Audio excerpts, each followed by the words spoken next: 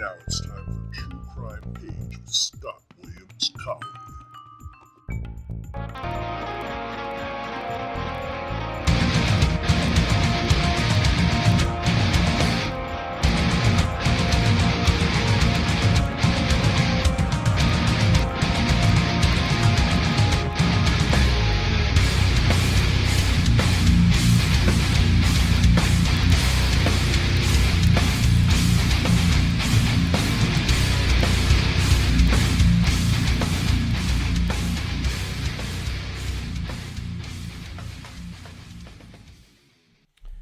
Hello and welcome to the True Crime Page podcast. I'm your host Scott Williams Collier, and today guys we're going to have an interview with my good friend, mob expert and Mob Talk Radio's very own Jeff Canarsie.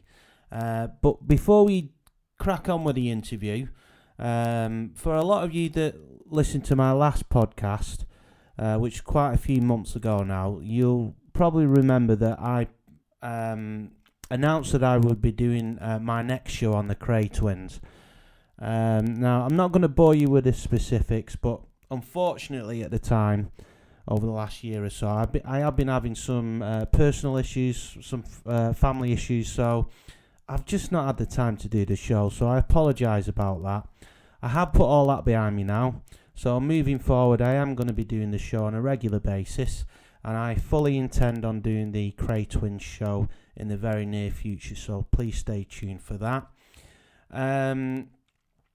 Also, we are a new channel, and we really do need your support. So if you like true crime, you like what we do, you like the page, you like the YouTube channel, please give us a subscribe, share the channel with your friends and family, give us a like on Facebook as well. You can share our stuff. It's greatly appreciated and it helps us a lot, and we do really sincerely appreciate it. You can find us on YouTube and Facebook at the True Crime Page. You can also find us on Twitter at crime_page. Don't forget as well, guys, we do run a joint blog with Mob Talk Radio. You can find that on Google if you search for Mob Talk Radio True Crime blog, and that's everything really. Time for a quick break. Up next, after the break, we'll have an interview with Mob Talk Radio host Jeff Canarsie. Please don't go anywhere. See you in a mo.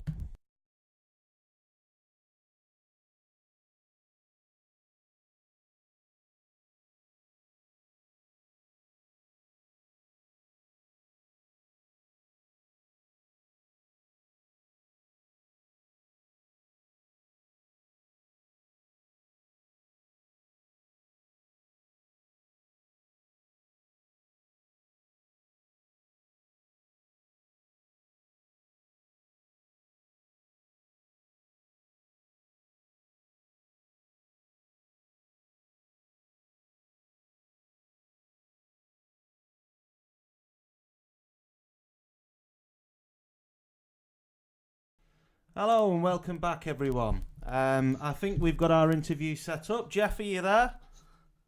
I am here, Scott. How are you? I'm very good, thank you. It's good to hear you, my friend. Jeff, just recently you mentioned something about a website. I just wondered if you could tell our listeners a bit more about that, and if you could tell us a little bit about what your plans are for Mob Talk Radio and what we can expect in the future. Sure. Originally, I think when I set out to do this, I never really meant it to be like more than one episode, but it sort of just kind of took on a thing of its own. I think that when you initially first start, you do shows and you want to branch out to articles, which we did.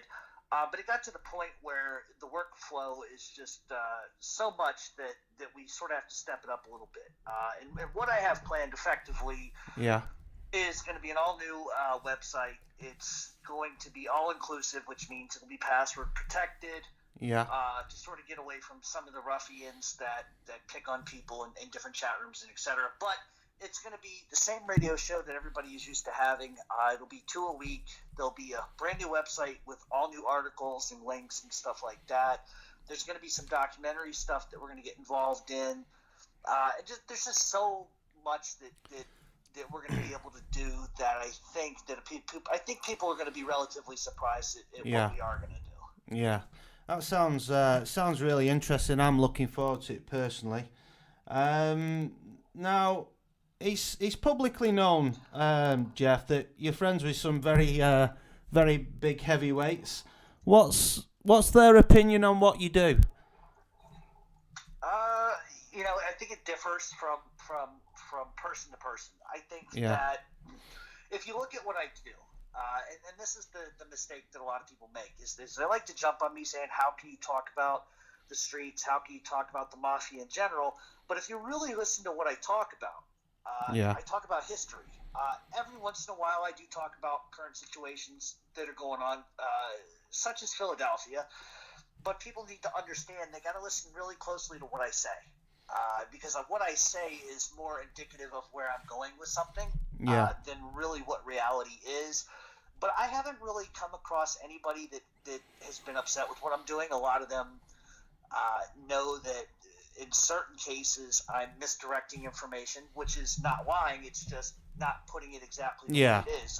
And I've always done that for those guys, so that's nothing new. But nobody's really, without exception, there's been 1 or 2 exceptions, but for the most part, nobody has any issues with what I do. Excellent, right. Now, the mob genre, it seems to be hit and miss for a lot of people. Why do you think that you're succeeding and a lot of others aren't? I think because a lot of people regurgitate what everybody else says. And the big thing, too, is that in this genre, when you have 10 people, and I'll name some names, when you have Ed Scarpo, who really is a good writer. Yeah. He's a good writer, but he reproduces something other people do. I'm not saying he's stealing, but I'm just saying that he reproduces other articles from other people. We all write about the same stuff. Yeah. But the difference being is that I come from a street perspective. I grew up a different way than all of these writers. They chose the legitimate way of life, and they chose the life that brought them paychecks and sort of a different standard of living. And I did things in the reverse. I tried to be a street guy for a long time. I grew up inside of an organized crime family, so to speak. So I have a different perspective. I understand the politics of it. I understand the way the streets work. That's what's different when it comes to me and them. They can read about it. They can watch the movies, but unless you truly have lived that or have been around that, you really don't understand what that whole entire life is like. It's very different than the way Hollywood puts it out to be. Yeah. Now, this is a question that I'm interested in asking you anyway. Have you ever had an incident where a mob guy was upset with you? And if so, how was it handled? I'm trying to think if this guy's going to get mad that I said anything, but you know what? I'll go ahead and tell the story anyway. I was at Joey Merlino's trial, and in the past, I had said some things about George Borghese, who is allegedly, not according to me, but allegedly according to the government, to be a high-ranking member and a captain of the Philadelphia Mafia. I was sitting there, actually, believe it or not, with my attorney, and he kept looking over at me. And I didn't know George prior to this. He kept looking at me. Yeah. And I figured that there was going to probably be a beef over something that I had said back a year ago when Philip Narducci had just gotten out of prison and things were shifting in the Merlino faction, so to speak. Yeah. And what ended up happening was my attorney leaves. You know who Elio is. He ends up leaving, and that's when I know that if anybody's going to have a beef, they're going to come right at me. And I looked over and I seen George coming across the aisle, and he just more or less, I'm not going to go into verbatim what he said to me, because it could make both of us look like idiots, but he sort of brought up an issue he had of something that I said, and I acknowledged what I said, and his point really wasn't necessarily what I said, because he could give a fuck less at the end of the day about what I said, but it was more of, why don't you get to know me as a person, as a friend, and then if you want to make that judgment, go right ahead. And that's the way we left it. We shook hands. Next thing I know, every day when I go to court to see Joey and see how that's going on, it's like, come sit with us. And so when the reporters would write that the goons or the henchmen were all sitting on the left-hand side, I was a part of that goon squad. You know, even though I was just sitting there minding my business, you know what I mean? It was sit on the left side because that's Joey's side. Sit on the left side. Don't sit on the right. The right's for the FBI. So, more or less, it was just handled.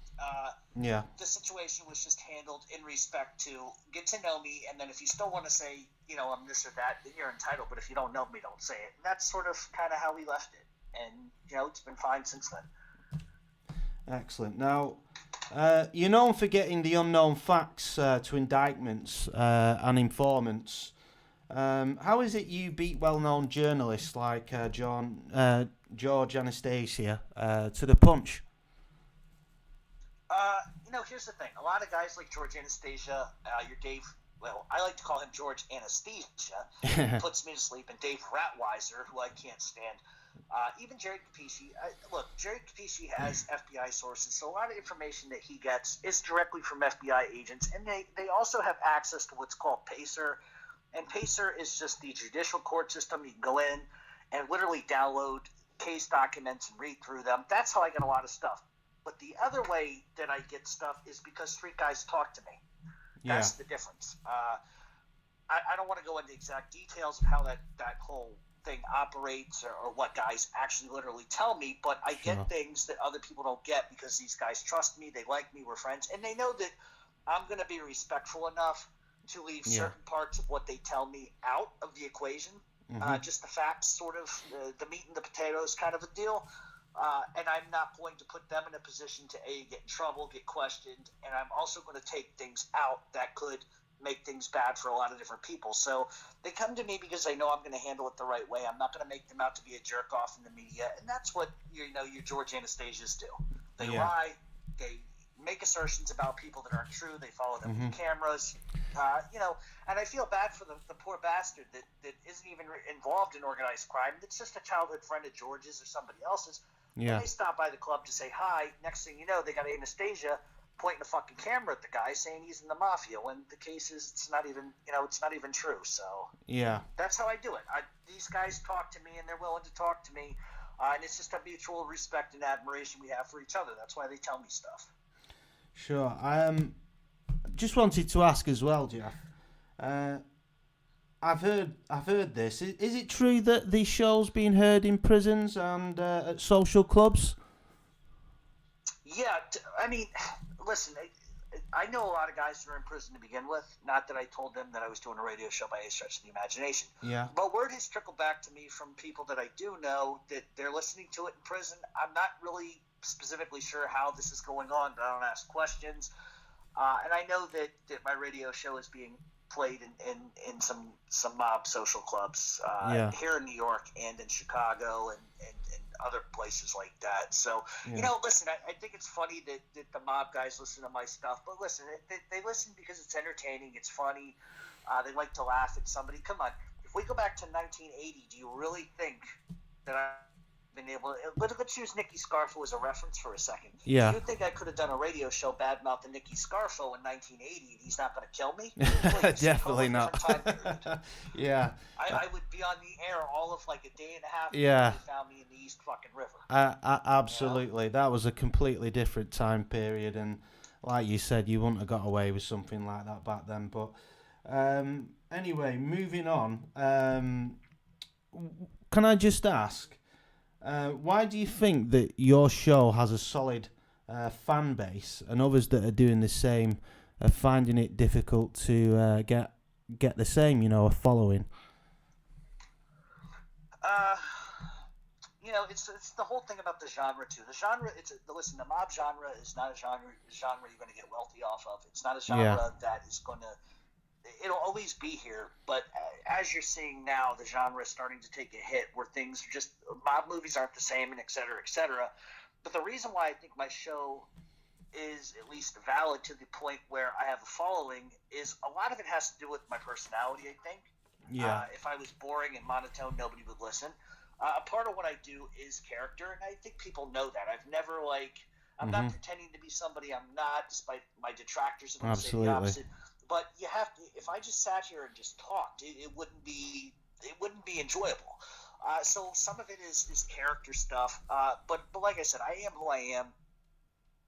Regardless, on the radio, I'm the same guy off the radio. You know that. You know Yeah. me. So.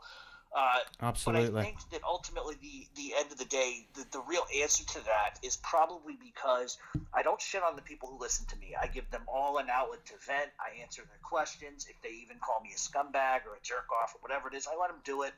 And I think also a lot of people know that I legitimately come from a place of organized crime. I come from a family that was deeply involved in organized crime, and I think people understand that. And I also think that people understand that I hang out with a lot of guys that are street guys, and that if I have their respect and their friendship, and I'm out doing what I'm doing radio-wise, and they look at that, they can admire that all they want, but they have to sort of recognize and say to themselves, well, wow, this guy's doing a radio show. He's essentially talking about what's going on in certain instances of organized crime. Yeah. And yet he's got all these organized crime friends. Yeah. I don't think George Anastasia has a friend in organized crime. And I don't think Ed Scarpo has too many friends in organized crime. I totally agree with you there. Absolutely. Now, where do you see the show going next year? Are you planning to parlay into maybe documentaries, films? Yeah, I think that's ultimately. Listen, it's no secret. I've said it before, and maybe I haven't said it in detail. But originally, this idea, I was doing hockey before this. Everybody knows that. This is like something that and I also did like a love line kind of thing with some other people. Yeah. And so when you first start off in radio, you try a bunch of different stuff to see what works. I didn't become a mafia expert. I've never said that I'm a mob expert. That's a moniker that was put on me by gangsters and by other people.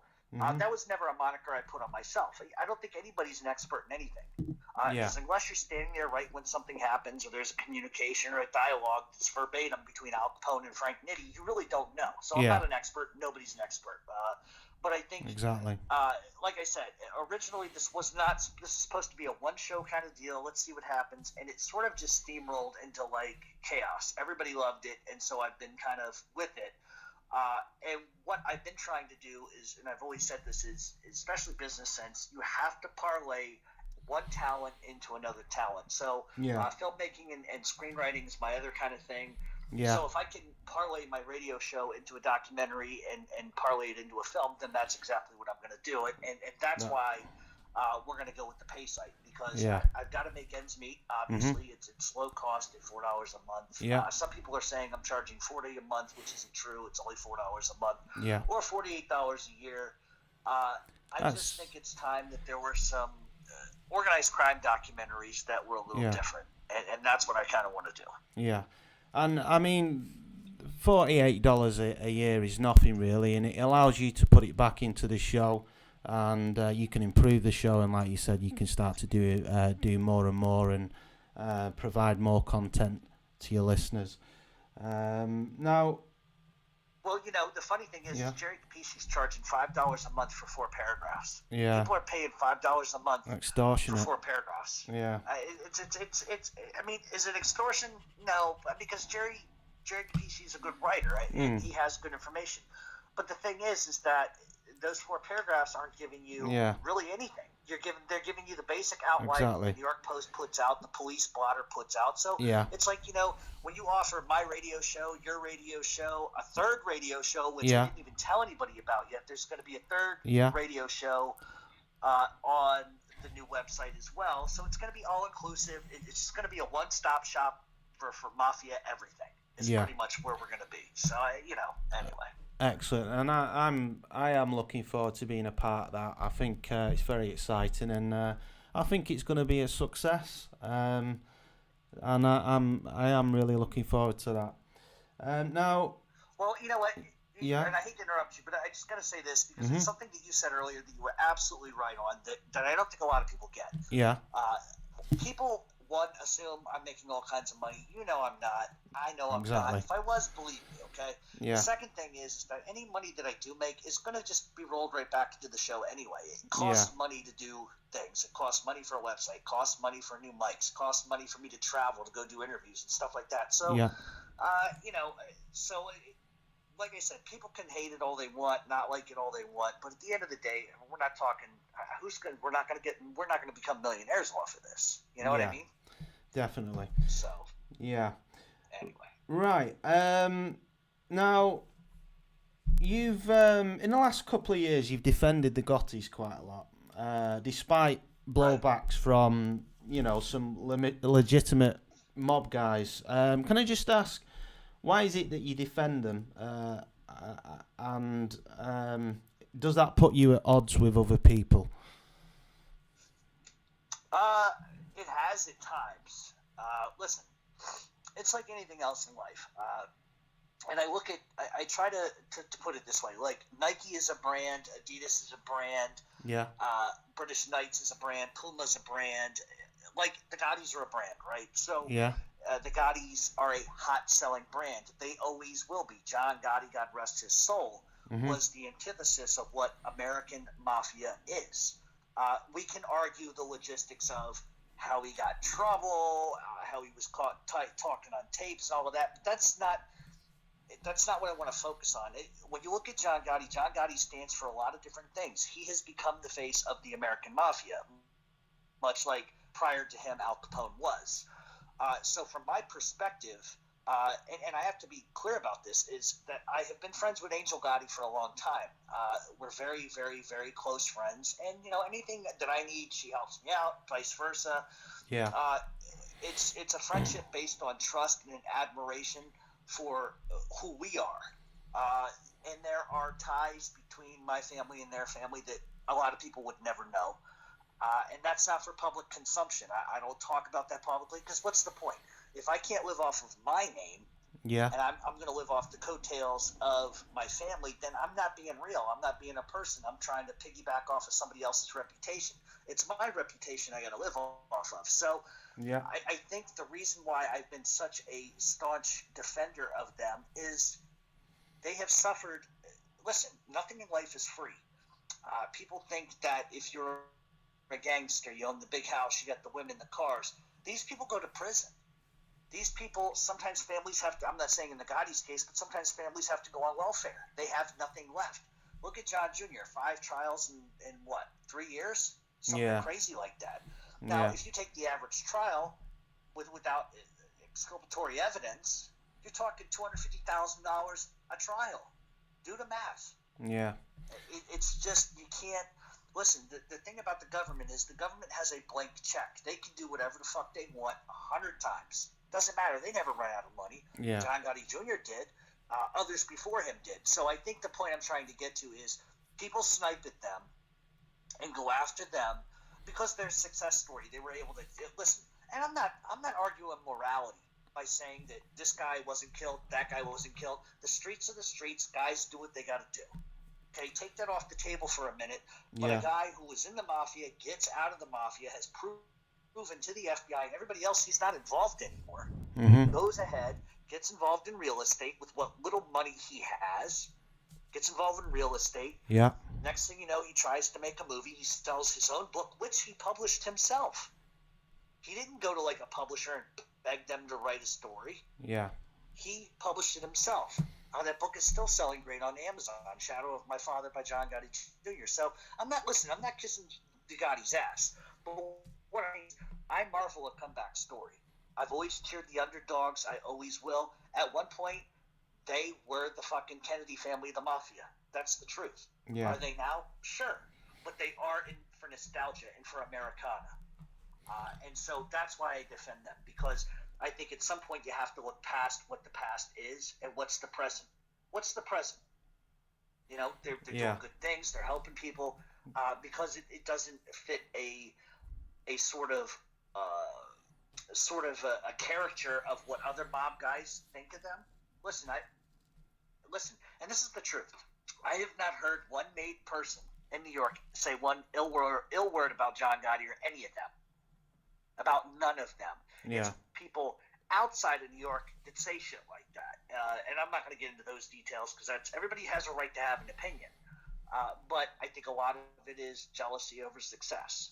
So, until the Gottis do something to me that I don't like, I'm always going to defend them because I think that they should have a right to be left the fuck alone. You see it with the Gene Gotti. Gene Gotti's coming out of prison, and the papers are all over top of it. Leave the guy the fuck alone. He just did 30 fucking years. Leave him alone.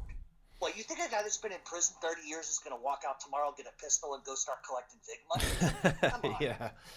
But that's what the papers want you to think. Yeah. Because they got these pukes like Larry fucking McShane. This guy, I can't fucking stand him. I'm not going to get on a tangent because I know it's your show. I'm not trying to do what I do on my show. Hey, that's okay. But this fucking creep show, this Swamp Thing, writes this fucking article about Paul Castellano, John Gotti, the fucking Angelo Ruggiero tapes. First of all, Paul Castellano had copies of the tapes. So the argument that Paul Castellano was killed because he wanted the tapes and Gotti wouldn't give them up, neither would Neil, is bullshit. You're a fucking author and you're a journalist and you don't know that? Yeah. So that's why I said that there's a fucking credibility problem with these journalists. They love John Gotti.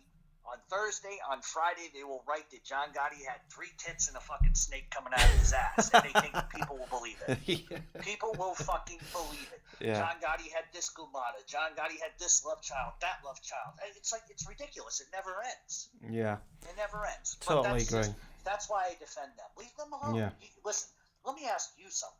Have you ever seen John Gotti Jr. on Facebook in your life? I have never seen him on any social media at all. Have you ever seen him on Twitter? No.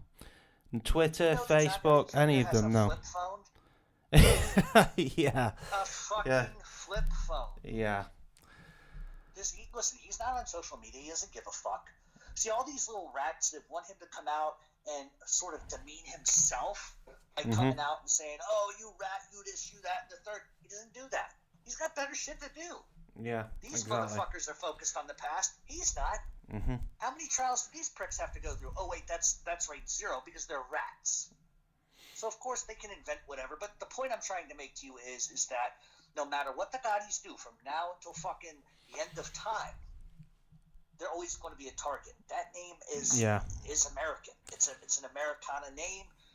It's a target. The same thing happened to fucking Peter's son. He was a fucking target because of his name.